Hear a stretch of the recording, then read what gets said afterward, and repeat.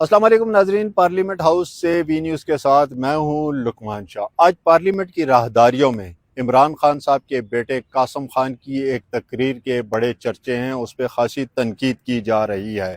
عطا تارڑ صاحب نے بھی ایک پریس کانفرنس میں ان پہ خاصی تنقید کی۔ اس کے علاوہ حکومتی وزراء اور حکومتی اراکین بھی اسے خاصی تنقید کا نشانہ بنا رہے ہیں۔ جو سوشل میڈیا پہ جو رپورٹ ہوئی ہے کہ عمران خان صاحب کے بیٹے نے پاکستان کا جی ایس پی پلس سٹیٹس کو ختم کروانے کی بات کی ہے، اس کے علاوہ انہوں نے ایک بلوچ علیحدگی پسند رہنما کے ساتھ بیٹھ کے وہاں تقریر کی جس پہ خاصی تنقید ہو رہی ہے۔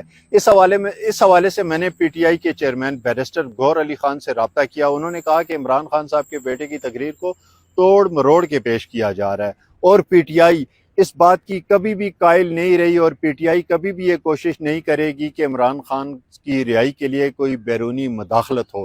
ہم پاکستان کے آئین و قانون کے دائرے میں رہتے ہوئے عوامی جدوجہد کے ساتھ عمران خان صاحب کو رہائی کرائیں گے، ہم پاکستان کی عدالتوں کے دروازے کھٹکھٹائیں گے، ہم کبھی بیرونی مداخلت پاکستان میں برداشت نہیں کریں گے، یہ انہوں نے واضح طور پہ کہہ دیا۔ اور بیرسٹر گور نے یہ بھی کہا کہ آج عطا تارڑ صاحب کو وہ بھارت کے جو وزیر خارجہ ہیں جے شنکر، ان کی باتوں کا جواب دینا چاہیے تھا۔ وہ کہاں پاکستان کی سیاست لے کے بیٹھ گئے اور عمران خان کے بیٹے کو لے کے بیٹھ گئے۔ ان کے ذہنوں میں پی ٹی آئی گھسی ہوئی ہے، اسی لیے یہ ہر موقع پہ پی ٹی آئی کو ہی لے آتے ہیں۔ بیرسٹر گور نے کہا کہ یہ کبھی نہیں ہو سکتا کہ پاکستان تحریک انصاف عمران خان کی رہائی کے لیے کسی بیرونی مداخلت کو دعوت دے۔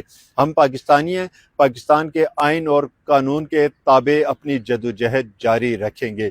اس حوالے سے حکومتی وزراء بھی پاکستان تحریک انصاف پہ خاصی تنقید کر رہے ہیں کہ عمران خان صاحب کے بیٹے کو ایسی تقریر نہیں کرنی چاہیے تھی، لیکن پی ٹی آئی مسلسل اسے رد کر رہی ہے۔ پی ٹی آئی کے ترجمان کا بیان بھی آیا، انہوں نے کہا ہے کہ شاید حکومتی وزراء کو انگلش سمجھ نہیں آتی، انہیں اس بیان کو اردو میں ترجمہ کر کے سننا چاہیے، تبھی ان کی تسلی ہوگی کہ عمران خان صاحب کے بیٹے نے صرف عمران خان صاحب کی رہائی کی بات کی ہے، کوئی غیر آئینی غیر قانونی بات نہیں کی۔